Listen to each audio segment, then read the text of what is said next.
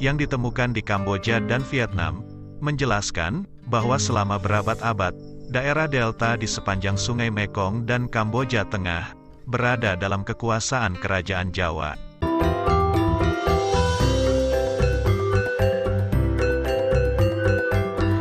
Ojo lali disubrek ya. Assalamualaikum semuanya, selamat kembali ke channel ini. Pada kalian semua yang sudah bantu support dukung Asri ke channel ini, jutaan terima kasih Asri akan dekat. Okeylah, seperti biasanya Asri ingin mendoakan buat sesiapa saja yang menonton video Asri kali ini agar dilimpahkan dengan rezeki melimpah ruah, diberikan ketenangan dalam apa juga urusan kalian, diberikan kemudahan, diberikan rezeki yang tidak akan pernah putus-putus, diberikan ketenangan dan dimakbulkan setiap impian serta doa-doa kalian, insyaAllah. Amin. Okeylah, hari ini Asri nak react sekali lagi video daripada channel James Daily Life.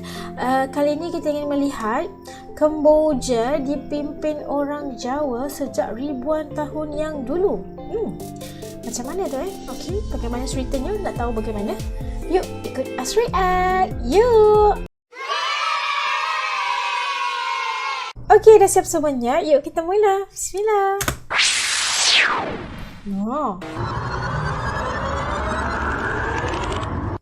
Hubungan politik dan sosial antara masyarakat Jawa dan Kamboja ternyata sudah terjalin sejak ribuan tahun lalu.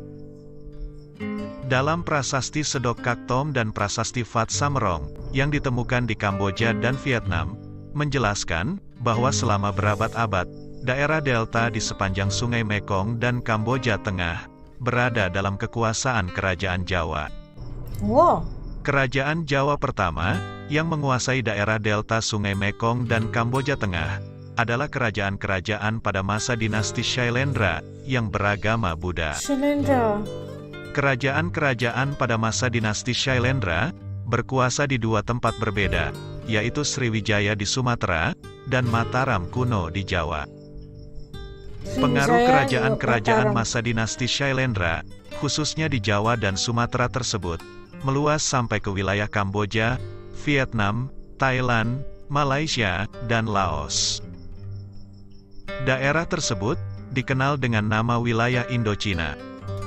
Penamaan Indochina lebih diberikan kepada daerah yang dekat dengan negara Cina dan mempunyai rumpun sebagai orang Indo. Indochina dinamai oleh kolonial Perancis untuk daerah yang dekat dengan daratan Cina, lalu populer dengan sebutan Indochina. Kerajaan Majapahit bukan berperang dan menguasai Kamboja, namun menjalin hubungan politik dengan menikahkan putri Raja Champa Kamboja, yang bernama Darawati, dengan Kertawijaya, Raja ke-7 Kerajaan Majapahit.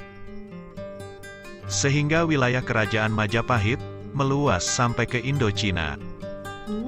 Makam putri Raja Champa bisa kita temui di daerah Trowulan, Mojokerto, Jawa Timur.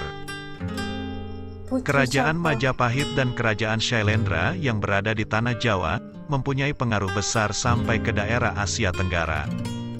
Pengaruh agama Hindu dan Buddha di Kamboja sangatlah kuat. Di samping itu, pengaruh politik, ekonomi, seni, dan budaya, serta pemerintahan Jawa berpengaruh terhadap kerajaan di Kamboja dan menjadi bukti sejarah yang tidak terpisahkan. Dalam prasasti Sedok Kaktom yang ditulis pada tahun 974 Saka atau tahun 1052 Masehi, menyatakan Raja Jayawarman atau Jayavarman kedua yang datang dari Jawa memerintah kota Indrapura. Dan penduduk kampung tersebut melaksanakan perayaan keagamaan Buddha supaya kampung Kamboja tidak lagi takluk oleh kerajaan di Jawa.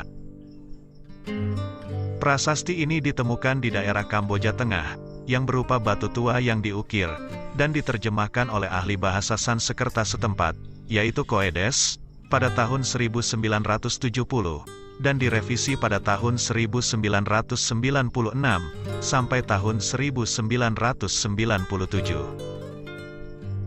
Raja Jayavarman kedua memerintah pada tahun 802 sampai tahun 869 Masehi, dan setelah itu, Kerajaan Indrapura yang diperintah oleh kekuasaan di Jawa mengalami kemunduran. Karena pengaruh politik, kemungkinan Raja Jayavarman memutuskan untuk lepas dari cengkraman kekuasaan kerajaan di Jawa. Setelah itu, Jayavarman membangun kerajaan baru, yaitu Khmer, yang dimulai sesudah abad 8 Masehi. Keberadaan prasasti tersebut dapat kita temui di Phnom Penh, di Preah Vihear, yang berangka tahun 1052 Masehi. Kata Jawa beberapa kali ditemukan dalam sejarah kerajaan Kamboja, yang pada masa itu dikuasai oleh kerajaan Jawa. Terdapat juga prasasti Phat Samerong, yang ditemukan di Vietnam, tepatnya di daerah provinsi Tra Vinh. Prasasti itu terletak di kuil Buddha, di mana prasasti tersebut ditulis pada batu besar berwarna hitam, yang ditanam di tanah di depan patung Buddha, di vihara sebelah timur.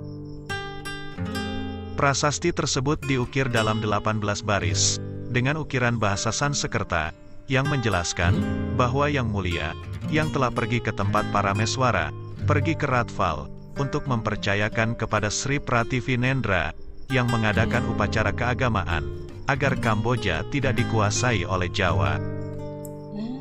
Kedua prasasti tersebut menjelaskan dengan jelas, kata Parameswara, Jawa, Mangkat, dan upacara keagamaan, yang terdapat dalam ukiran batu tersebut, dan rakyat Kamboja menuliskan kata merdeka, dari kekuasaan kerajaan Jawa.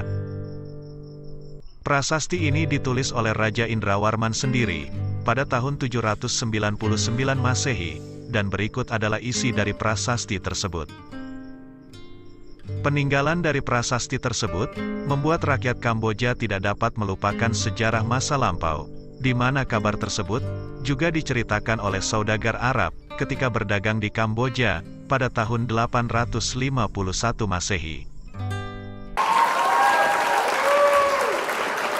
Kita dapat saksikan bagaimana daripada aspek sejarahnya, bukti-bukti pembuktian tentang bagaimana sebenarnya orang Kamboja pernah suatu ketika dulu, memang ribuan tahun dulu lah ya, telah ternyata sudah dipimpin oleh orang Jawa, dan kebanyakan mereka ada darah Jawa juga ya.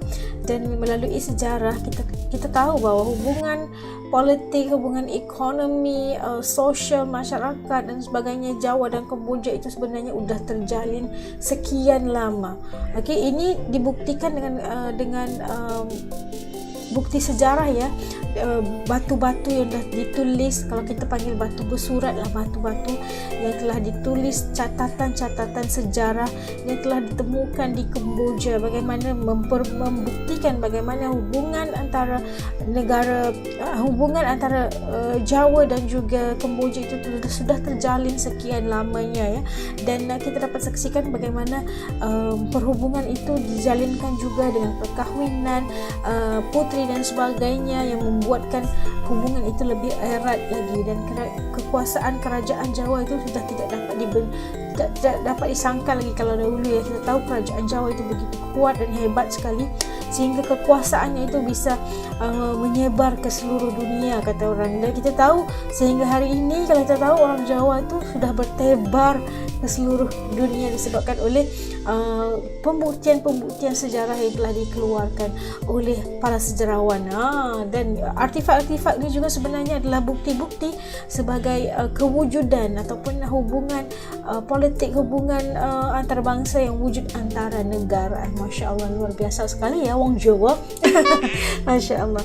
Okeylah, sampai kat sini dulu video reaction Nasa kali ini. Kepada kalian yang nonton bareng sampai habis video ini, jutaan terima kasih saya ucapkan. Okey, kita kepada yang masih belum subscribe, jangan lupa untuk bantu subscribe juga. Dan sampai kita jumpa lagi insyaAllah di lain videonya.